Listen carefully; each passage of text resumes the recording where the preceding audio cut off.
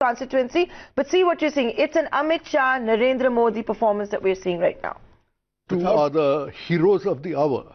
But the moment you get away from that euphoria, you realize that, excuse me, you say all powerful, you use authoritarian. Do you have a majority in the Rajya Sabha? You do not have that majority in Rajya Sabha right now. Maybe as additional elections from states go on, you may get towards it. But for that, you are always going to need the votes of your allies. So for Mr. Narendra Modi to say, I don't need the allies, it's a terrible mistake. He needs those allies. AIADMK is now an extremely important ally because it has a large number of seats in the Rajya Sabha. So, it is not a one-man state by any means yet. Multiple actors are still at play, and Mr. Modi has got an enormous amount of political capital, and yet he does not have an absolute majority in both the houses of parliament, and that should check any idea that, he's a semi-dictator. It's nothing of the sort. I think this is a good point, and since we've been talking about this on seeing what role Amit Shah plays in this next government. Now, this winning formula, this winning duo was always in place right from 2014, then we saw it in the Uttar Pradesh assembly elections last time. So this team works. But will that dynamic change? Amit Shah has won by a massive margin, from the Gandhinagar seat, and he is very likely to play a role in the cabinet, and a big one at that. Swami, any guesses at this point? Oh, we're hearing him speak. I think we should cut in and hear the BJP president speak. Let's listen in. Bharatiya Janata party मंच पर उपस्थित विश्व के सबसे लोकप्रिय नेता और हमारे प्रिय प्रधानमंत्री श्रद्धेय नरेंद्र भाई, जो आज की भारतीय जनता पार्टी के महाविजय के महानायक है, मैं सभी को कहना चाहूंगा कि जोरदार करतल ध्वनि से मोदी जी का हम सब स्वागत करें। मंच पर उपस्थित पार्लियामेंट्री बोर्ड के सभी सम्माननीय सदस्यगण और आज भाजपा मुख्यालय पे और देश भर में सब जगह एकत्रित आए हुए, हर कार्यालय पर एकत्रित आए हुए भारतीय जनता पार्टी के करोड़ों करोड़ों कार्यकर्ताओं और देश की जनता को मेरा प्रणाम। मित्रों, आज देश के अंदर आजादी के बाद सबसे ऐतिहासिक विजय श्री नरेंद्र मोदी जी के नेतृत्व में भारतीय जनता पार्टी को प्राप्त हुई है। ये हम सब के लिए गौरव की बात है। मित्रों, आज इस ऐतिहासिक विजय के लिए मैं सबसे पहले भारतीय जनता पार्टी की ओर से देश के 125 करोड़ की जनता का मनपूर्वक धन्यवाद करता हूं, अभिनंदन करता हूं। ये विजय जो है देश की जनता की विजय है। ये विजय जो है भारतीय जनता पार्टी के बूथ से लेकर हर स्तर पर काम करने वाले 11 करोड़ कार्यकर्ताओं के परिश्रम की विजय है। ये विजय है भारतीय जनता पार्टी की मोदी सरकार, जिसने 2014 से लेकर 2019 तक जिन नीतियों के आधार पर काम किया, सबका साथ, सबका विकास की नीति की विजय है। और ये विजय है प्रधानमंत्री नरेंद्र मोदी जी की लोकप्रियता की विजय है। मित्रों, ये 5 साल के अंदर नरेंद्र मोदी सरकार ने देश के 28 करोड़ गरीब परिवारों को उनका जीवन स्तर उठाने के लिए सरकार के जरिए आजादी के 70 साल के बाद पहली बार सार्थक कदम उठाए, उनका आशीर्वाद, उनका जन समर्थन हमारे विजय का संबल बना है।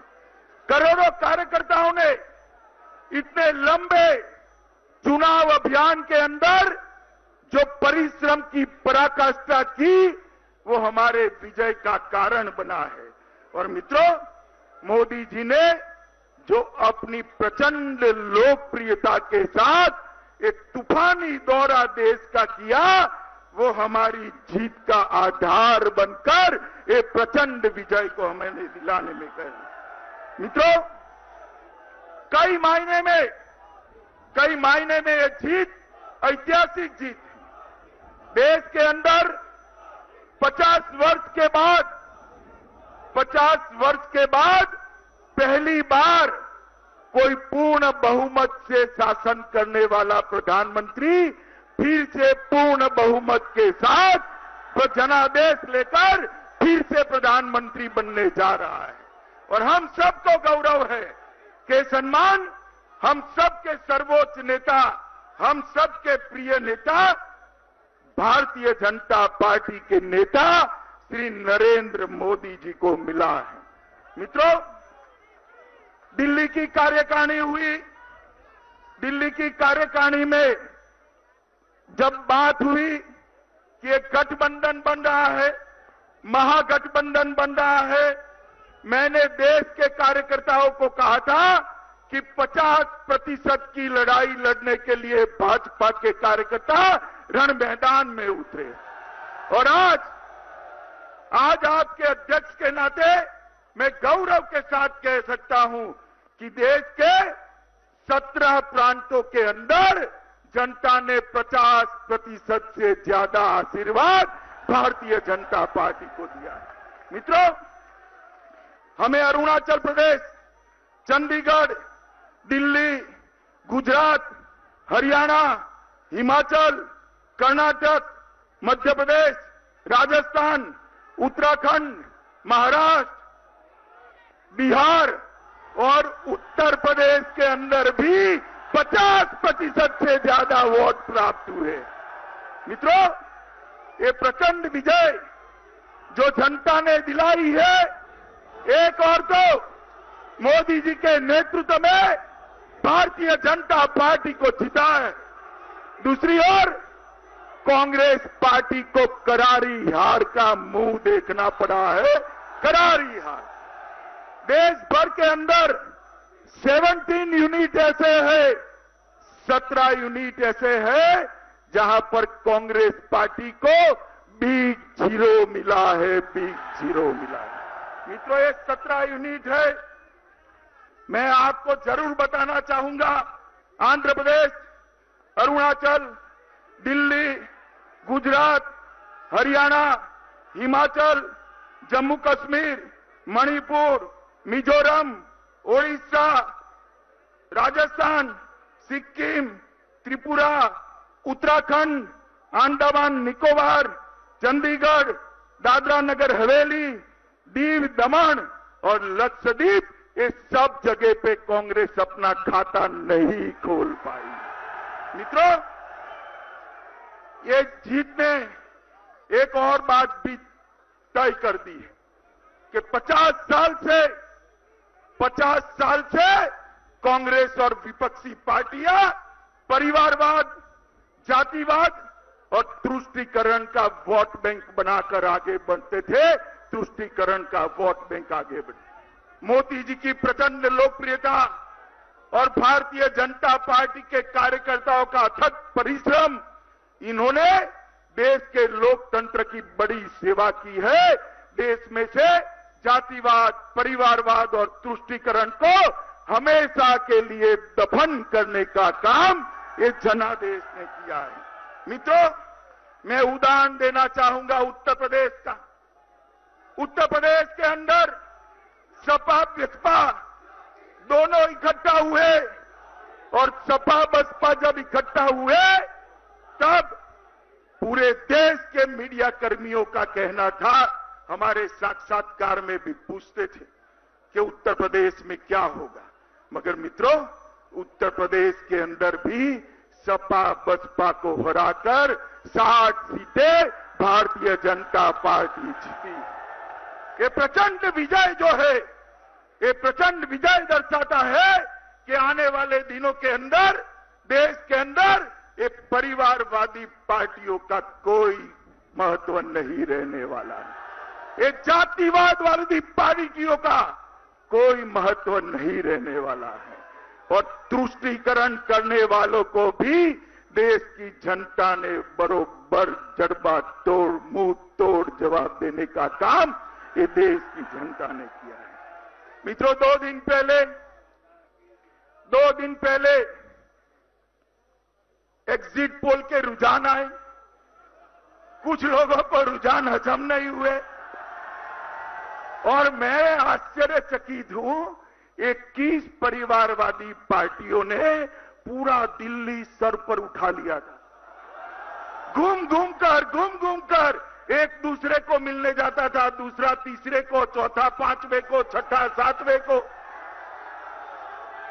उनको लगता था कि ये एग्जिट पोल गलत पड़ने वाला है और ईवीएम के अंदर हम मतभेद खड़ा कर जनता में भ्रांति फैलाएंगे। मगर मित्रों, आज जब जनादेश आया तब एग्जिट पोल से भी आगे जनादेश ने भारतीय जनता पार्टी को जिताया।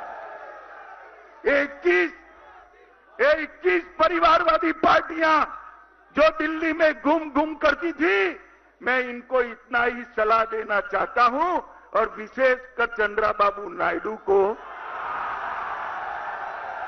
कि इतना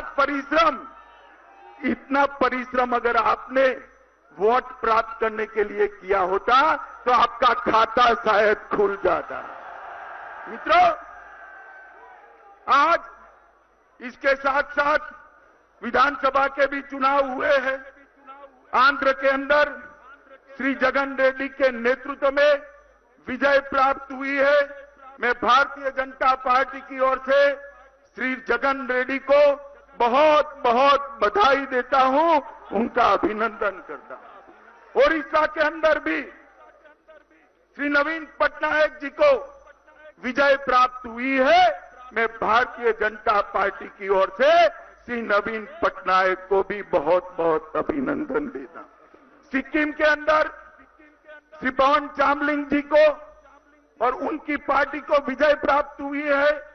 श्री पवन चामलिंग जी को भी बहुत बहुत बधाई देता हूं। और अरुणाचल के अंदर पहली बार भारतीय जनता पार्टी की पूर्ण बहुमत की सरकार बनी है। अरुणाचल के अध्यक्ष और हमारे युवा मुख्यमंत्री श्री पेमा खांडू जी को भी पूरे पार्लियामेंट्री बोर्ड की ओर से मैं हृदय से धन्यवाद और बधाई देना चाहता हूं। मित्रों, गोवा के अंदर 4 विधानसभा के चुनाव थे, उसमें 3 में भारतीय जनता पार्टी ने विजय प्राप्त की है। बंगाल के अंदर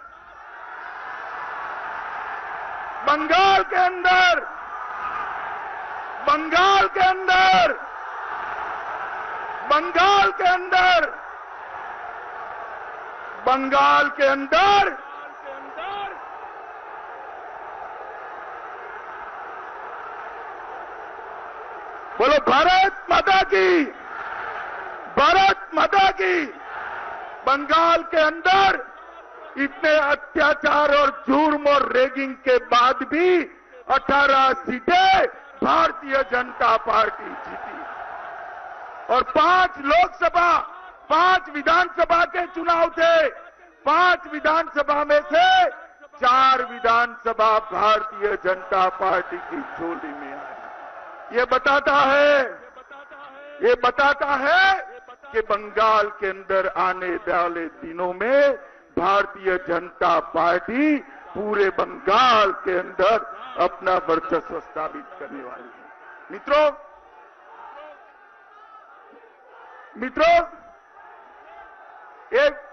ये जो विपक्ष का पराजय है, ये विपक्ष का जो पराजय है और भारतीय जनता पार्टी का प्रचंड विजय है, वो विजय टुकड़े टुकड़े गैंग की विचारधारा के खिलाफ,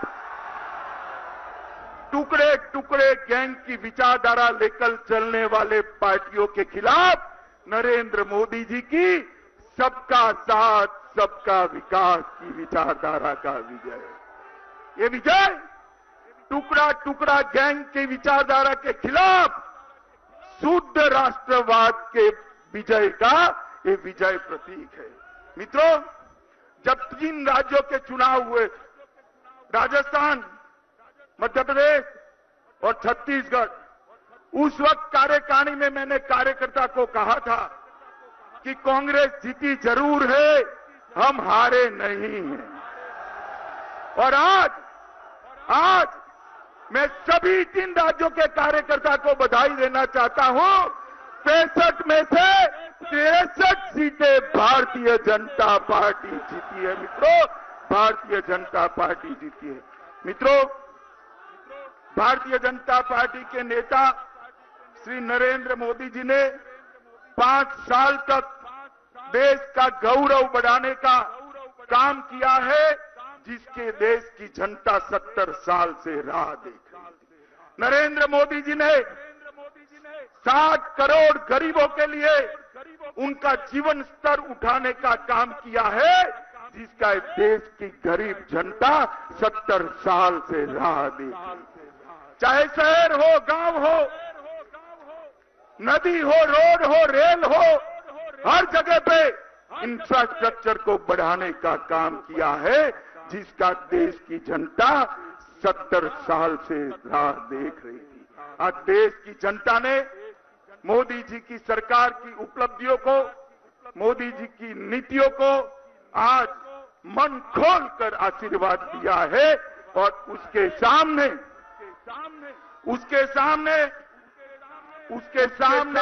विपक्ष जो नकारात्मक एजेंडा लेकर चला, मोदी हटाओ का नारा लेकर चला, अनर्गल आरोप मोदी जी पर लगाता रहा और भारत की जमीन से जुड़ी हुई, न जुड़ी हुई, कटी हुई विचारधारा लेकर अपप्रचार करते रहे, उनको पराजय का मुंह दिखाने का काम भारत की महान जनता ने किया है।